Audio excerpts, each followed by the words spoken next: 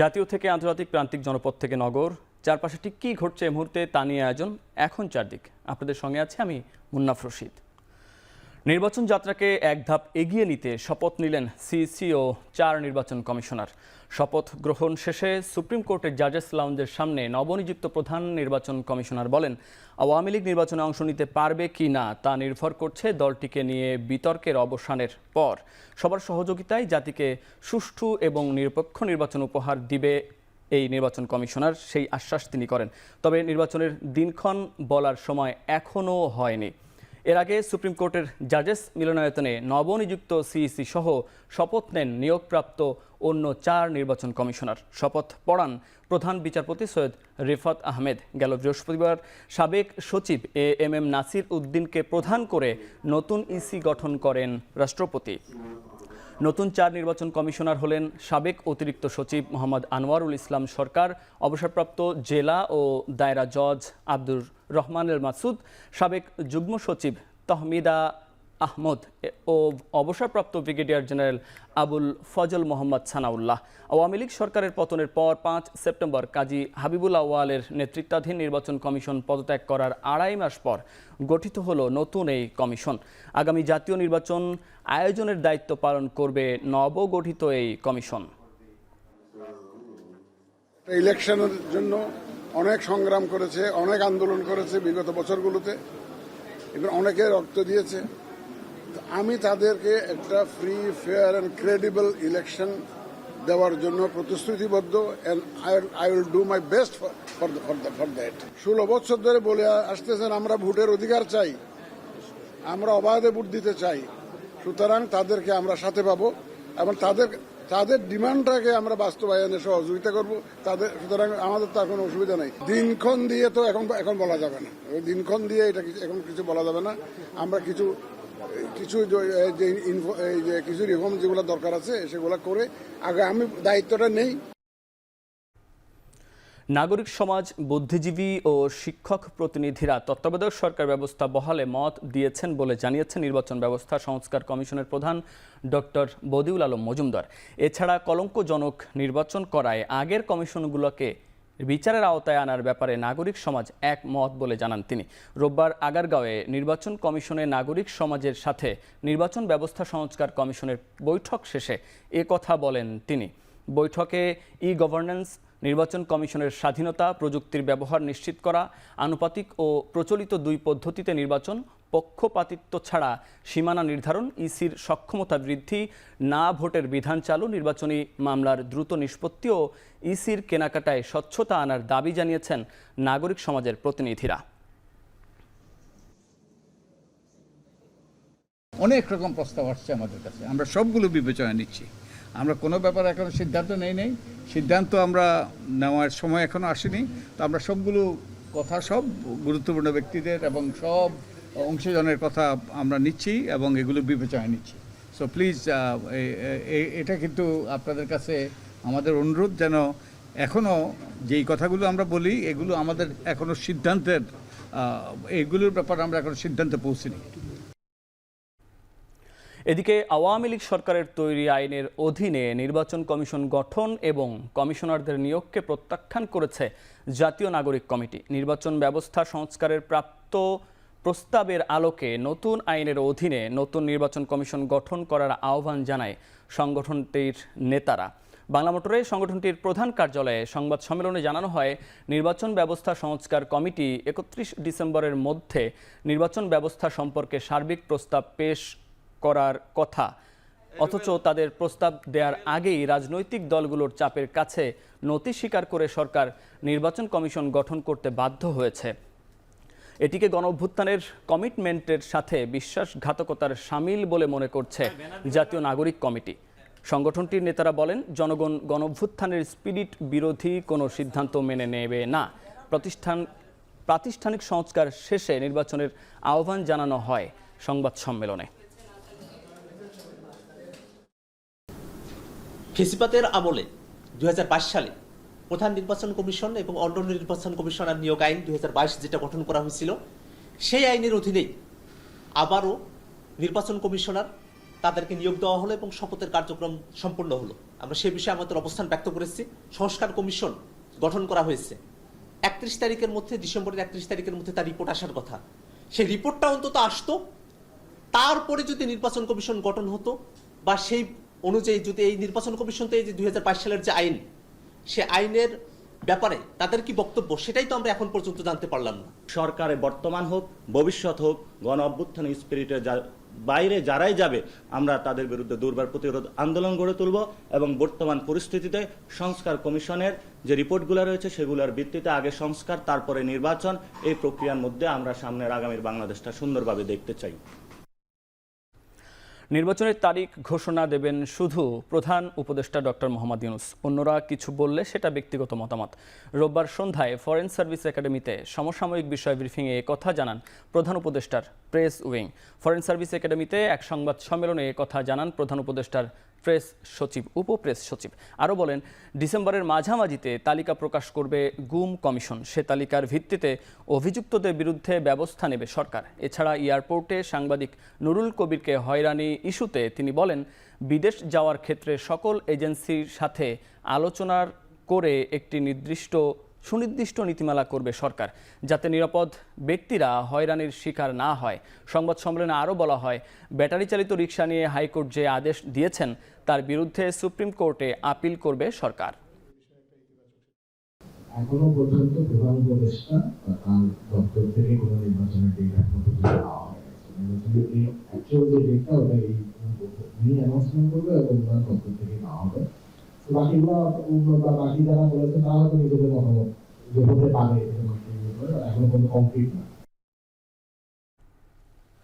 নতুন নির্বাচন কমিশনকে স্বাগত জানিয়েছেন বিএনপির স্থায়ী কমিটির সদস্য আমির খসরু মাহমুদ চৌধুরী।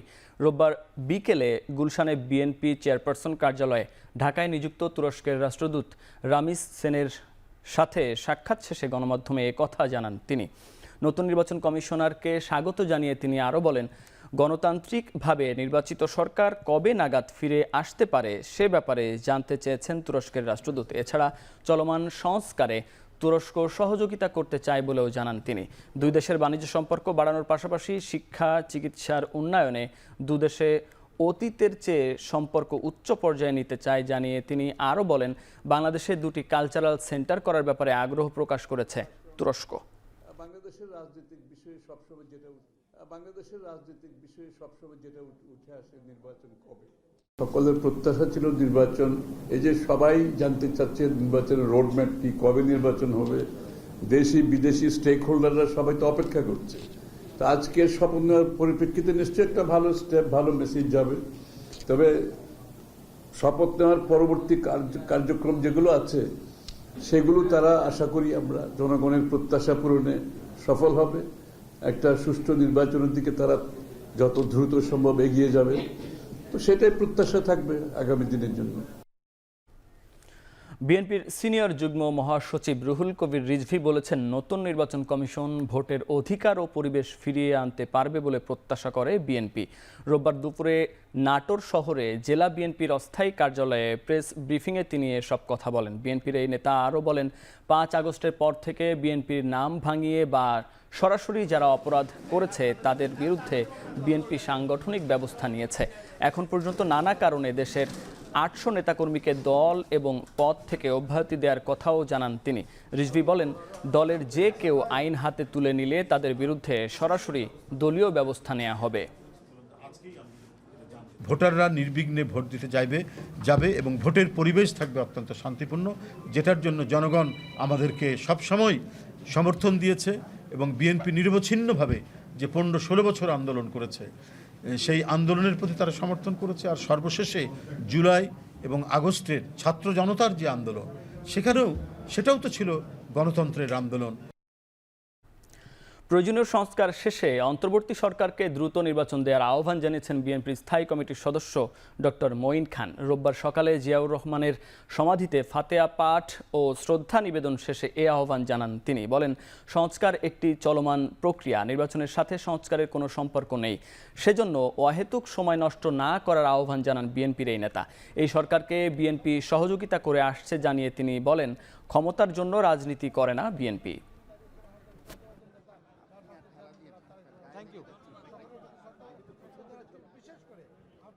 এই সরকারের সঙ্গে আমরা সর্বভাবে সহযোগিতা করছি, কিন্তু এই সরকারকে অহেতুক কোনো বিলম্ব করলে হবে না।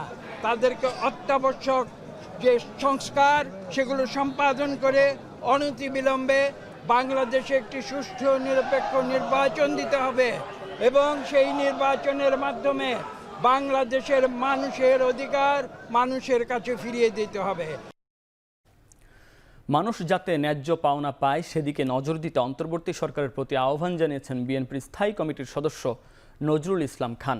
রোববার বিকেলে মতিঝিলে বাংলাদেশ কেমিক্যাল ইন্ডাস্ট্রিজ কর্পোরেশন মিলনায়তনে জাতীয়তাবাদী শ্রমিক দল আয়োজিত স্মরণ সভায় এ আহ্বান জানান তিনি। বলেন, বিএনপি 10 বছর ধরে এক দফা দাবি জানিয়ে আসছিলেন।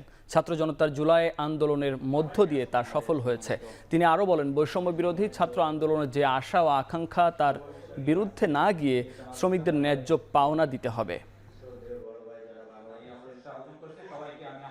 বৈষম্য বিরোধী আন্দোলন বিজয়ী হওয়ার পরেও যদি বৈষম্য আরো নতুন করে সৃষ্টি করা হয় তাহলে কি এটা আন্দোলনের বিপক্ষে যায় না? সবার প্রতি সমান আচরণ করতে হবে, সমান বিচার করতে হবে, শ্রমিক কর্মচারীদের তার ন্যায্য পাওনা দিতে হবে। 43 থেকে 47 বিসিএসে ক্যাডার ও নন ক্যাডার পদে 18,149 জনকে নিয়োগ দেবে অন্তর্বর্তী সরকার। রোববার সচিবালয়ের সংবাদ সম্মেলনে এ তথ্য জানান জনপ্রশাসন মন্ত্রণালয়ের সিনিয়র সচিব মোহাম্মদ মোখলেস-উর রহমান। আরও বলেন, বিতর্ক মুক্ত করতেই অনুষ্ঠিত পাবলিক সার্ভিস কমিশনের পরীক্ষা পুনর্মূল্যায়নের সিদ্ধান্ত নেওয়া হয়েছে। যে আশা আকাঙ্ক্ষায় সরকার হয়েছে, এই আশা আকাঙ্ক্ষার মধ্যে একটা হলো তরুণ। তাদের কারণে আমরা আজকে এখানে এই তরুণরা যাতে আর বিভিন্ন ক্ষেত্রে চাকরি হবে 5.5 লাখ পোস্ট খালি আছে, 5.5 লাখ। তার মধ্যে অন্তত বিসিএস এ যদি আমরা এতজন ইমিডিয়েট এটা নিতে পারি, এটা তো আমাদের কারো আর কোশ্চেন থাকার কথা না যে আমরা সবাই তো হবে না, এটা জানেনি। তারপরে স্কোপটা করা হচ্ছে। This is the reason. Battery চালিত রিকশা বন্ধে হাইকোর্টের নির্দেশনা প্রত্যাহারের দাবিতে রাজধানীর মোহাম্মদপুর, ধানমন্ডি, যাত্রাবাড়ি, প্রেস ক্লাব সহ বিভিন্ন এলাকায় সড়ক অবরোধ করে বিক্ষোভ করেছেন চালকরা। পরে ডিএমপি কমিশনারের আশ্বাসে অবরোধ প্রত্যাহার করেন তারা। এদিকে হাইকোর্টের নির্দেশনার বিরুদ্ধে আপিল করার সিদ্ধান্ত নিয়েছেন রাষ্ট্রপক্ষ। আর স্বরাষ্ট্র উপদেষ্টা বলেছেন, ব্যাটারি রিকশা নিয়ে উচ্চ আদালত যে নির্দেশনা দেবে বাস্তবায়ন করবে আইন শৃঙ্খলা বাহিনী। রোববার বেলা 11টায় মিছিল নিয়ে জাতীয় প্রেস ক্লাবের সামনে জড়ো হতে থাকেন তারা। এক পর্যায়ে প্রধান সড়কে অবস্থান নেন চালকরা। এ সময় প্রেস ক্লাব সহ আশপাশের এলাকায় তৈরি হয় তীব্র যানজট।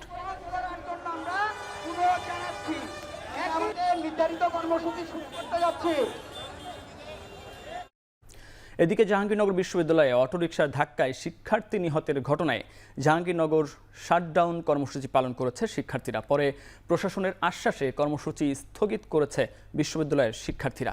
এর আগে সকাল থেকে বিশ্ববিদ্যালয়ের বিজনেস স্টাডিজ অনুষদে তালা দিয়ে কর্মসূচি শুরু করেন বিশ্ববিদ্যালয়ের 53 ব্যাচের শিক্ষার্থীরা। পরে সেখান থেকে একটি বিক্ষোভ মিছিল নিয়ে নতুন প্রশাসনিক ভবনের ফটকে তালা ঝুলিয়ে অবস্থান নেন তারা। এ সময় রাঁচি নিহতের ঘটনায় দায়ী রিকশা চালককে দ্রুত গ্রেফতার করে দৃষ্টান্তমূলক শাস্তির দাবি জানান শিক্ষার্থীরা। পরে আন্দোলনকারী শিক্ষার্থীদের সঙ্গে আলোচনায় বসেন উপাচার্য সহ প্রশাসনের কর্মকর্তারা। আগামী 2 দিনের মধ্যে 11 দফা দাবি বাস্তবায়নের আশ্বাসে কর্মসূচি স্থগিত করেন শিক্ষার্থীরা। ঠিক করা হয় নাই, কেন ফিনান্সিয়াল আছে। গোয়েন্দা পুলিশের সাবেক উপ পুলিশ কমিশনার মশিউর রহমান ও ডিএমপির সাবেক এডিসি জুয়েল রানাকে সাময়িক বরখাস্ত করেছে সরকার। রোববার স্বরাষ্ট্র মন্ত্রণালয়ের জননিরাপত্তা বিভাগের পুলিশ 1 শাখার সিনিয়র সচিব ডক্টর মোহাম্মদ আব্দুল মোমেনের সই করা 2টি প্রজ্ঞাপনে এই তথ্য জানানো হয়েছে। প্রজ্ঞাপনে বলা হয়, ডিবির সাবেক ডিসি ও বর্তমানে পুলিশ সুপার হিসেবে চট্টগ্রাম রেঞ্জ ডিআইজি কার্যালয়ে সংযুক্ত মশিউর রহমানকে নিউমার্কেট থানার মামলায় গ্রেফতার করে 20 সেপ্টেম্বর আদালতে তোলা হয়। তাই মশিউর রহমানকে সরকারি চাকরি আইন অনুযায়ী গেল 20 সেপ্টেম্বর থেকে সাময়িক বরখাস্ত করা হলো। তিনি সিলেট রেঞ্জ ডিআইজির কার্যালয়ে সংযুক্ত থাকবেন। জুয়েল রানাকে নিউমার্কেট থানার মামলায় গ্রেফতার করে 18 অক্টোবর আদালতে নেওয়া হয়, যে কারণে জুয়েল রানাকেও সাময়িক বরখাস্ত করা হয়। জুয়েল রানা রাজশাহী রেঞ্জের ডিআইজির কার্যালয়ে সংযুক্ত থাকবেন।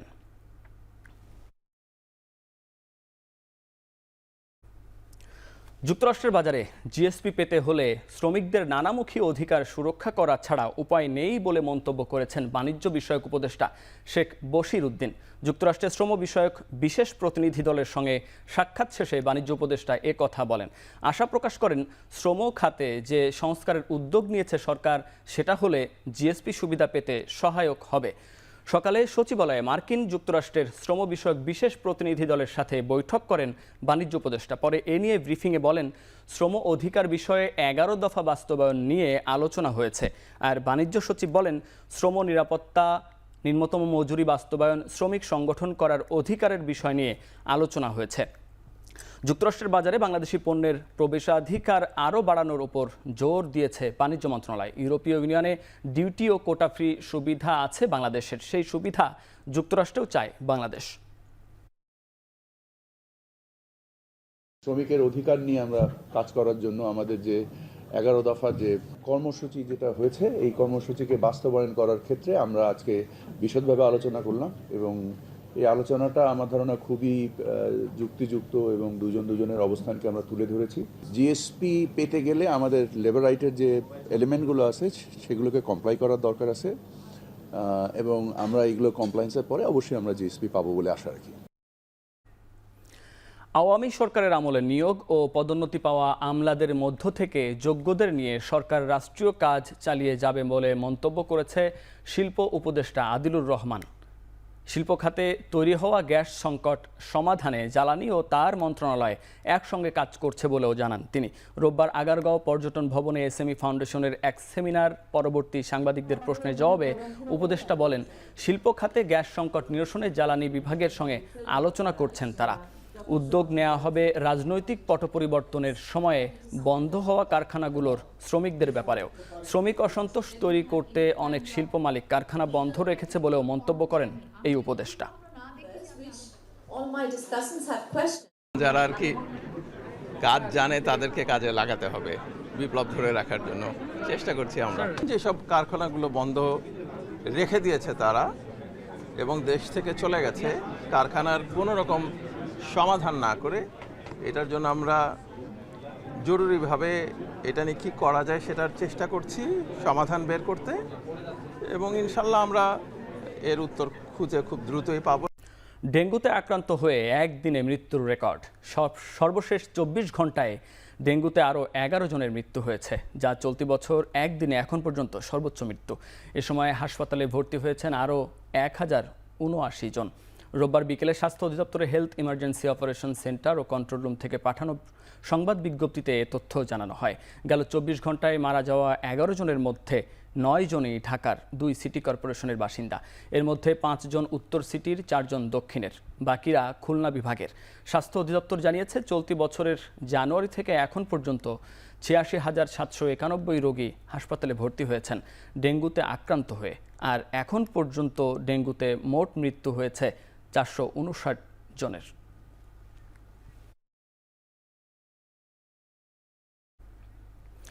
গাজীপুরের পিকনিক বাসে বিদ্যুৎস্পৃষ্টে ইসলামিক ইউনিভার্সিটি অফ টেকনোলজির 3 শিক্ষার্থীর মর্মান্তিক মৃত্যুতে 3 দিনের শোক ঘোষণা করেছে বিশ্ববিদ্যালয় কর্তৃপক্ষ। রোববার আলাদা 3টি বিজ্ঞপ্তিতে এসব তথ্য নিশ্চিত করেছে আইইউটি কর্তৃপক্ষ। 3 দিনের শোকে বিশ্ববিদ্যালয়ের পতাকা অর্ধনমিত থাকবে। এছাড়াও আগামী শুক্রবার পর্যন্ত একাডেমিক কার্যক্রম স্থগিত থাকবে। দুর্ঘটনাস্থলের আশপাশের পরিস্থিতি পুঙ্খানুপুঙ্খভাবে খতিয়ে দেখতে বিশ্ববিদ্যালয়ের পক্ষ থেকে একটি উচ্চ পর্যায়ের তদন্ত কমিটি গঠন করা হয়েছে। এর আগে শনিবার সকালে বিআরটিসির 6টি দ্বিতল বাসে ইসলামিক ইউনিভার্সিটি অব টেকনোলজির 460 শিক্ষার্থী বার্ষিক বনভোজনে শ্রীপুরের একটি রিসোর্টে যাচ্ছিলেন, তখনই এই মর্মান্তিক দুর্ঘটনা ঘটে।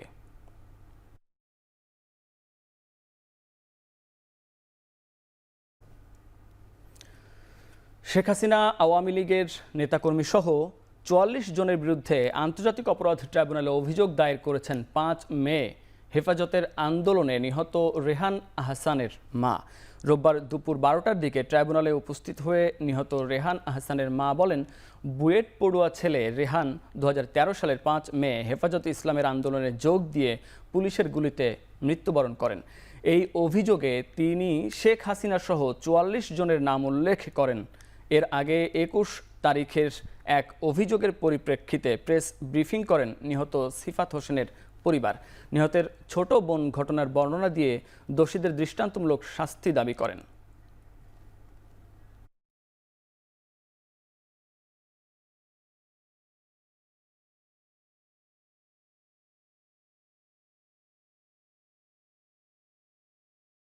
রেহানের হত্যার বিরুদ্ধে একটা মামলা দায়ের করার সাহস পেয়েছি এবং আমি আশা করব প্রশাসন এবং সবাই আমাকে এ ব্যাপারে হেল্প করবেন।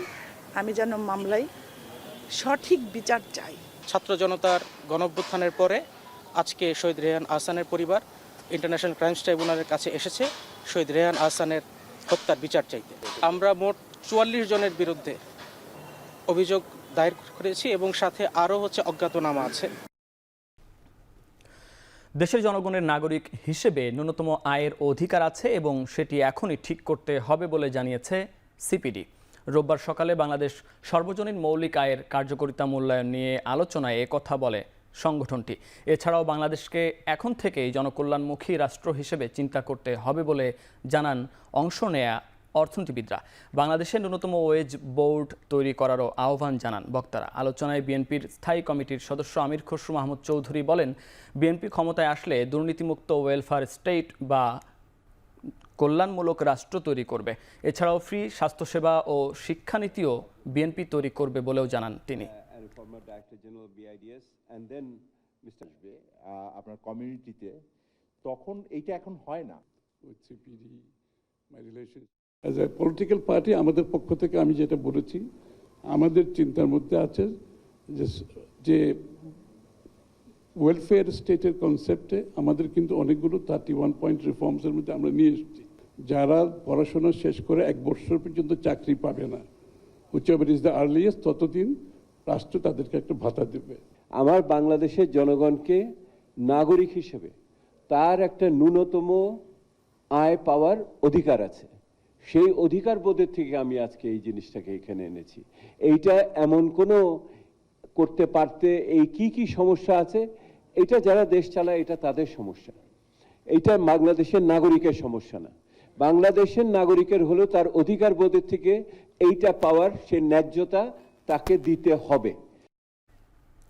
দ্রুত সংস্কার করে অন্তর্বর্তী সরকারের কাছে নির্বাচনের রোডম্যাপ দেওয়ার আহ্বান জানিয়েছে বাংলাদেশ সমাজতান্ত্রিক দল। রোববার দুপুরে আয়োজিত জনসভায় এমন মন্তব্য করেন বাসদের সহ সাধারণ সম্পাদক কমরেড রাজেকুজ্জামান রতন। সিলেট কেন্দ্রীয় শহীদ মিনারে এই জনসভা আয়োজিত হয়। প্রধান অতিথির বক্তব্যে রাজেকুজ্জামান রতন বৈষম্যহীন সমাজ প্রতিষ্ঠা ও সংখ্যানুপাতিক পদ্ধতি চালুসহ ব্যাটারি চালিত যানবাহনের নিষেধাজ্ঞা সরিয়ে নেয়ার দাবি জানান।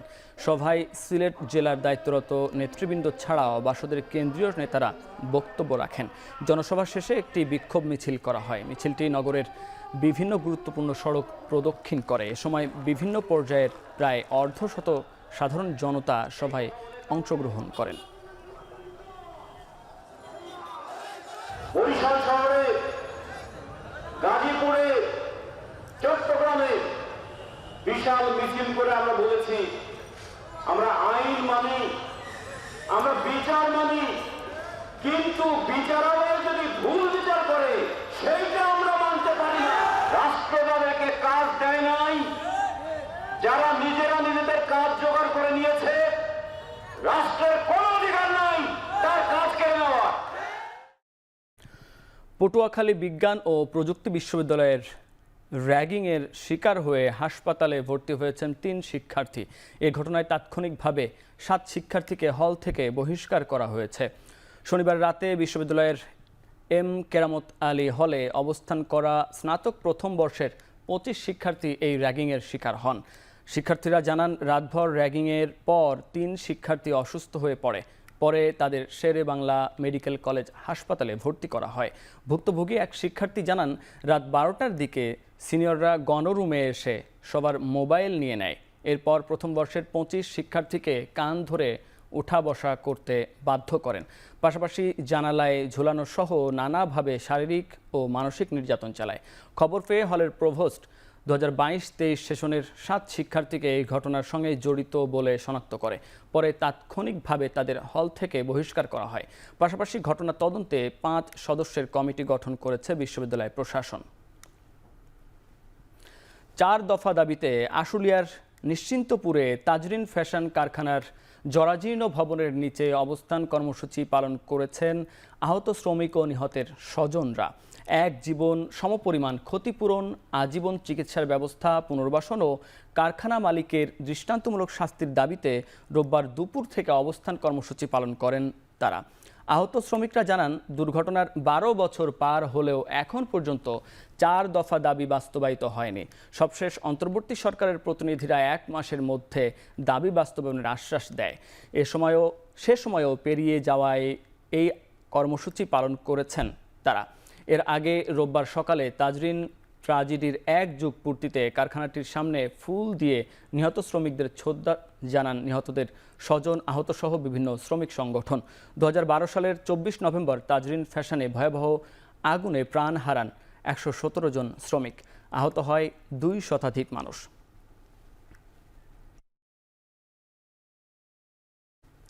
দু 2023-24 অর্থবছরে Bangladesh gas fields company limited কর্তৃপক্ষ তাদের 5টি গ্যাস ক্ষেত্র থেকে গ্যাস ও কনডেনসেট বিক্রি করে প্রায় 250 কোটি টাকা করপূর্ব মুনাফা করেছে। এর মধ্যে 1117.33 কোটি টাকা সরকারি কোষাগারে জমা দিয়েছে এই প্রতিষ্ঠান। 2022-23 অর্থবছরের তুলনায় 182 কোটি টাকা বেশি, যা রোববার সন্ধ্যায় ঢাকায় পেট্রোবাংলার সভাকক্ষে অনুষ্ঠিত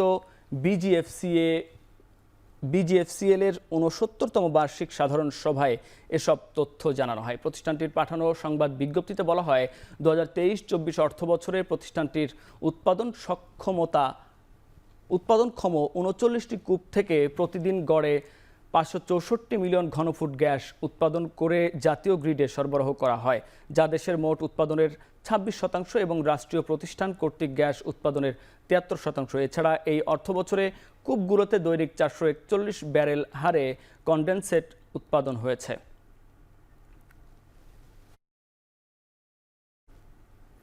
পুরনো ও ত্রুটিপূর্ণ মিশরীয় বিমান ভাড়ায় এনে সরকারের 1164 কোটি টাকা ক্ষতির মামলায় বিমান বাংলাদেশ এয়ারলাইন্সের সাবেক 5 কর্মকর্তাকে কারাগারে পাঠিয়েছেন আদালত।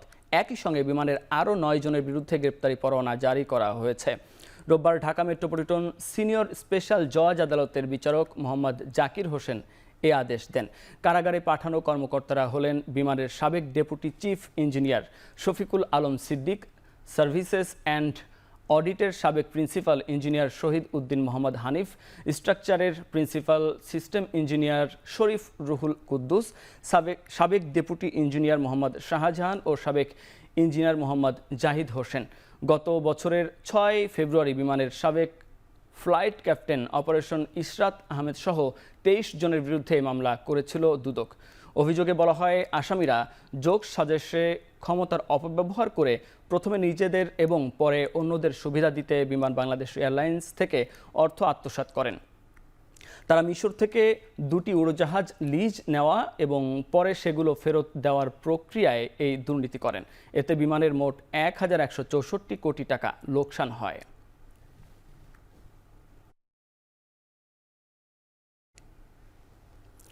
জুলাই-আগস্ট গণঅভ্যুত্থানে আহতদের সুচিকিৎসা নিশ্চিতের আহ্বান জানিয়েছেন আমার দেশ পত্রিকার সম্পাদক ডক্টর মাহমুদুর রহমান। রোববার বিকেলে ঢাকা বিশ্ববিদ্যালয়ে আয়োজিত চলচ্চিত্র প্রদর্শনীতে ডক্টর মাহমুদুর রহমান বলেন, আগামীর বাংলাদেশে আগের মতো ফ্যাসিবাদ থাকবে না এবং বৈষম্যহীন সমাজ সৃষ্টি হবে। এছাড়া দ্রুত আহতদের পুনর্বাসনে রাষ্ট্রকে আরও জোরালো পদক্ষেপ নেওয়ার আহ্বান জানান তিনি। এ সময় আন্দোলনে নিহতদের হত্যার সঠিক বিচারের জন্য গণতদন্ত কমিশন গঠনের আহ্বান জানান ব্যারিস্টার আসাদুজ্জামান। এদিকে আগামী 22 ডিসেম্বর থেকে আমার দেশ পত্রিকার পুনঃপ্রকাশ কার্যক্রম শুরু হওয়ার ব্যাপারে আশাবাদ ব্যক্ত করেন মাহমুদুর রহমান।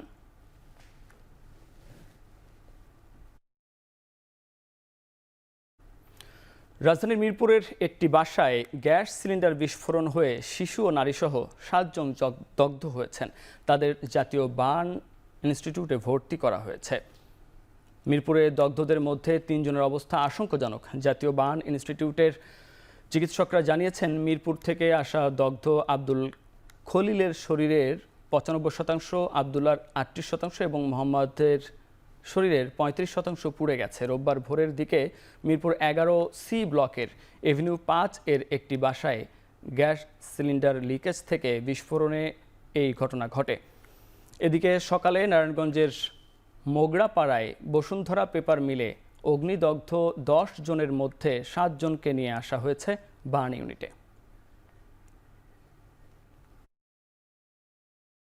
মিরপুর 11তে গ্যাস লাইন বিস্ফোরণের মাধ্যমে যে রোগীরা আহত হয়েছে তাদের মধ্যে আমাদের এখানে 7 জন এসেছেন। তার মধ্যে 6 জনের অবস্থা আশঙ্কাজনক, কারণ ওনাদের শ্বাসনালী পুড়ে গিয়েছে। 7 জনকে ভর্তি দিয়েছি, 6 জনের মধ্যে 3 জনকে আইসিইউতে শিফট করছি আর বাকিদেরকে এসডিইউতে দিচ্ছি।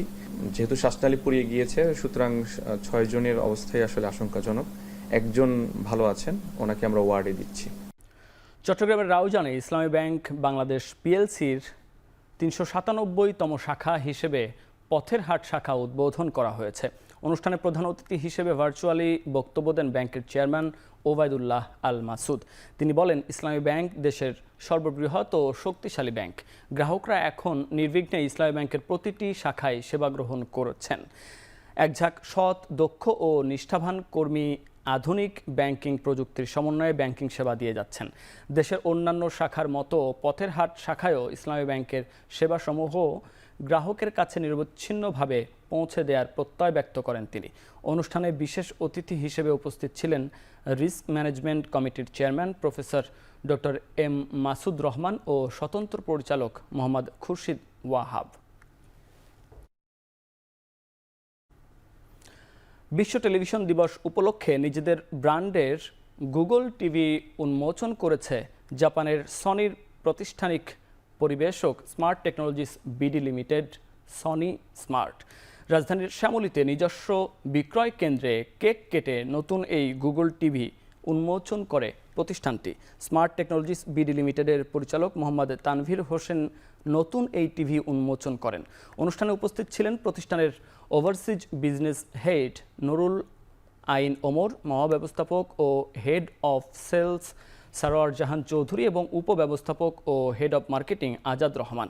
এ সময় তানভীর হোসেন বলেন, সারা দেশের সনি স্মার্টের শোরুমগুলোতে পাওয়া যাবে এই স্মার্ট গুগল টিভি, যার মধ্যে 7টি স্ক্রিন সাইজের টিভি 4K রেজুলেশনের। এ উপলক্ষে নানা উপহারের পাশাপাশি আকর্ষণীয় মূল্যসহ নতুন অফার ঘোষণা করেছে প্রতিষ্ঠানটি। প্রতিটি টিভির সাথে স্মার্ট পাওয়ার ব্যাংক, বিনা সুদে 6 মাসের ইএমআই সুবিধা, বিশেষ মূল্য ছাড় সহ আকর্ষণীয় উপহার সামগ্রীর ঘোষণা দেয়া হয়।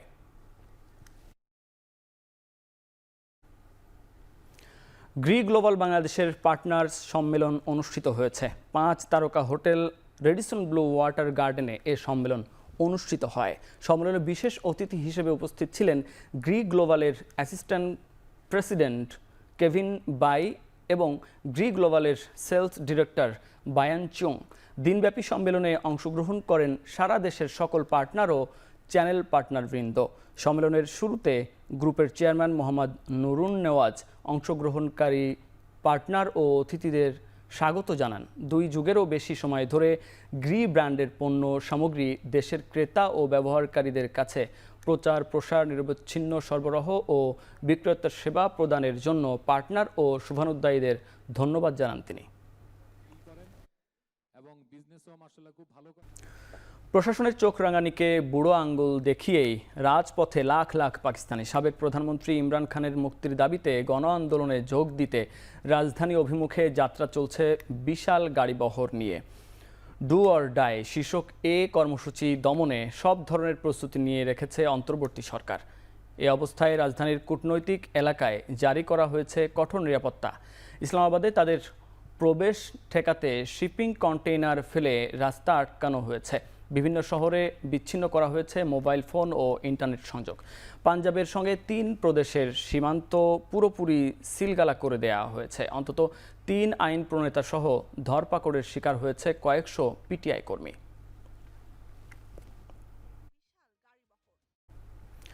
এদিকে পাকিস্তানের কুররাম অঞ্চলে দুষ্কৃতিকারীদের বন্দুক হামলা ও অগ্নিসংযোগে আরও ২১ জনের প্রাণহানি।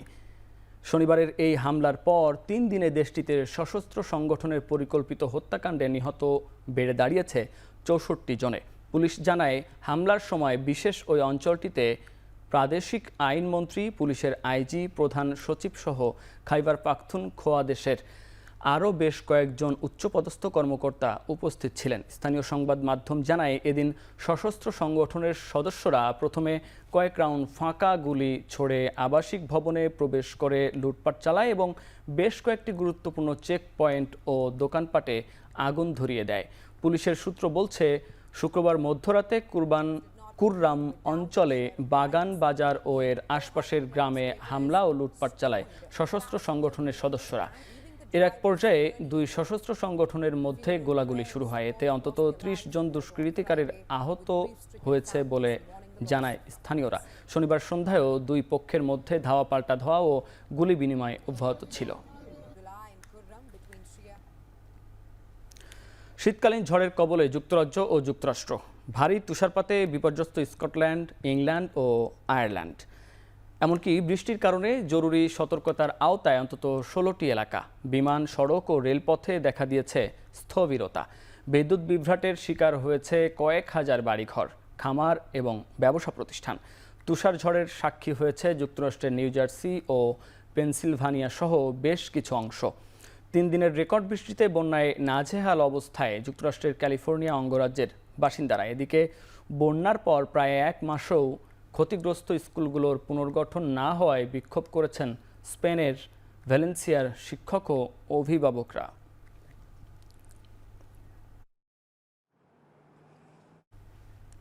ইউক্রেনের বিরুদ্ধে যুদ্ধ করার জন্য সেনাবাহিনীতে যুক্ত হওয়ার উপযোগী জনগোষ্ঠীকে আগ্রহী করতে একের পর এক উপহার ঘোষণা করে যাচ্ছেন রুশ প্রেসিডেন্ট ভ্লাদিমির পুতিন। দেশটিতে পাশ হওয়া নতুন আইন অনুযায়ী যদি কেউ ইউক্রেনের বিরুদ্ধে যুদ্ধে যেতে আগ্রহী হন, তার ঋণ প্রায় $1 লাখ পর্যন্ত মওকুফ করে দেয়া হবে। এই সুবিধা পাবেন 30 এবং তার কম বয়সী তরুণরা, যাদের ব্যাংকে ঋণ হয়েছে। ইউক্রেনে যুদ্ধের 3 বছর হতে চলায় যুদ্ধক্ষেত্রে সেনা সক্ষমতা বাড়াতে একের পর এক উদ্যোগ নিয়ে চলেছেন পুতিন। নতুন আইনে 1 ডিসেম্বর থেকে 1 বছরের জন্য ইউক্রেনের বিরুদ্ধে যুদ্ধ করতে হবে। বিনিময়ে ঋণ থেকে অব্যাহতি পাবেন তরুণরা। তরুণদের বকেয়া ঋণ $96,000 পর্যন্ত শোধ করে দেবে রুশ সরকার। চলতি মাসে এই বিল পাশ হয়েছে রুশ পার্লামেন্টে। সাধারণত ঋণের জন্য উচ্চ সুদ পরিশোধ করতে হয় রাশিয়াতে, যে কারণে কোনো অর্থ সঞ্চয় করতে পারেন না বেশিরভাগ রুশ নাগরিক।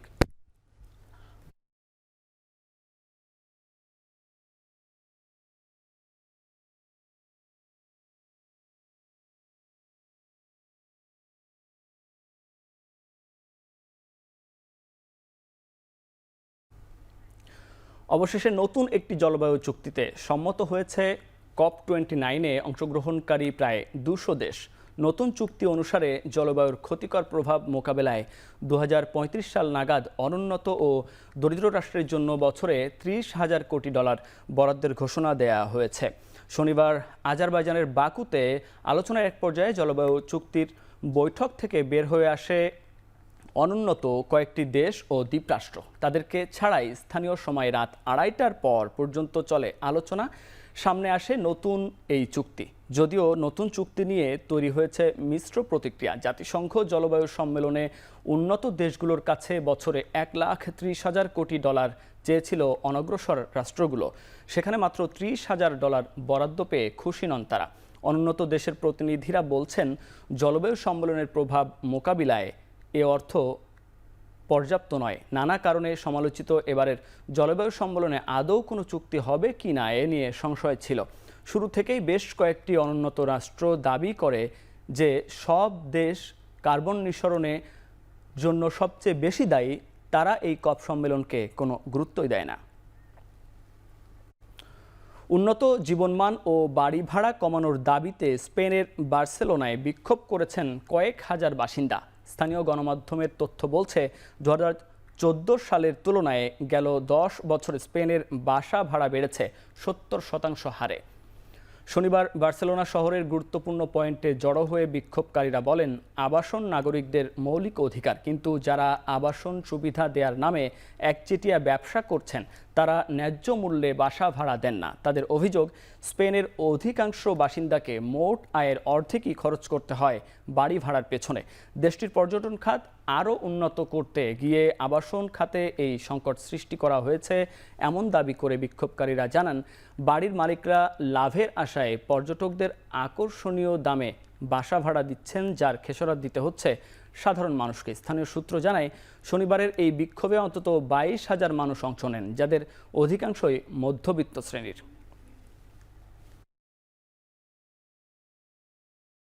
শেষ করছি এখন চারদিক। এখন টেলিভিশন ওয়েবসাইটে দেখতে ভিজিট করুন www.ekhon.tv এবং ফেসবুকে দেখতে ভিজিট করুন facebook.com/tv.ekhon এবং ইউটিউবে দেখতে ভিজিট করুন youtube.com/c/ekhon tv।